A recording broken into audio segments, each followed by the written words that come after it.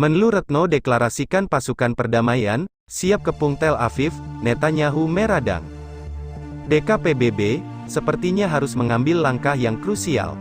Terkait mengecam aksi Israel, tentunya kita harus melakukan beberapa aksi nyata, lebih dari itu salah satunya adalah mendeklarasikan pasukan perdamaian. Jika dilihat dari beberapa data, nampaknya militer Indonesia merupakan militer terkuat di ASEAN. Dan secara kalkulasi kekuatannya pun tidak kalah materi dari kekuatan militer Israel. Tentu saja banyak pihak yang meyakini bahwa militer Israel sebenarnya tidak terlalu kuat. Namun mereka seolah menjadi militer terkuat dengan disokong oleh bantuan militer dari Amerika Serikat.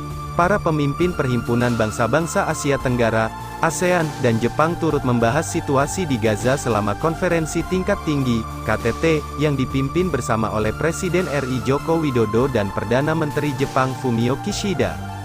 Kami juga membahas situasi di Gaza dan pentingnya mendorong gencatan senjata permanen, kata Presiden Jokowi dalam konferensi pers bersama PM Kishida usai KTT ASEAN Jepang di Tokyo yang dipantau secara daring pada Minggu.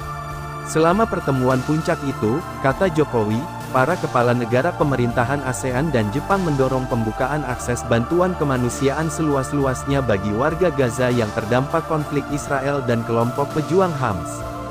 Dan akses bantuan kemanusiaan seluas-luasnya serta segera dimulainya proses perdamaian, kata Jokowi. Dia menjelaskan selama 50 tahun kemitraan, ASEAN dan Jepang telah saling berperan sebagai mitra yang menjaga perdamaian dan stabilitas kawasan. Jokowi menegaskan bahwa ASEAN dan Jepang terus berkomitmen menjaga perdamaian dan stabilitas kawasan melalui kerjasama inklusif dan penghormatan terhadap aturan hukum internasional dan penguatan sentralitas ASEAN. Para pemimpin ASEAN juga menyampaikan apresiasi atas dukungan penuh Jepang untuk implementasi dan pengutamaan ASEAN Outlook on the Indo-Pacific, serta menyambut baik KTT mekanisme trilateral antara Jepang, China, dan Korea Selatan sebagai wujud habit of dialog, tutur dia.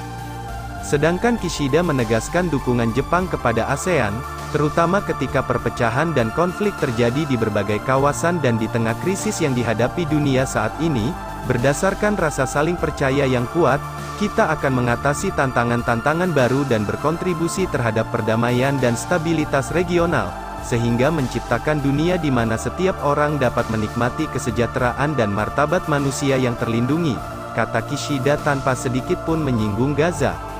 Awal Desember lalu, Kishida menelpon PM Israel Benyamin Netanyahu untuk segera mengembalikan ketenangan di Gaza dan mematuhi hukum kemanusiaan internasional.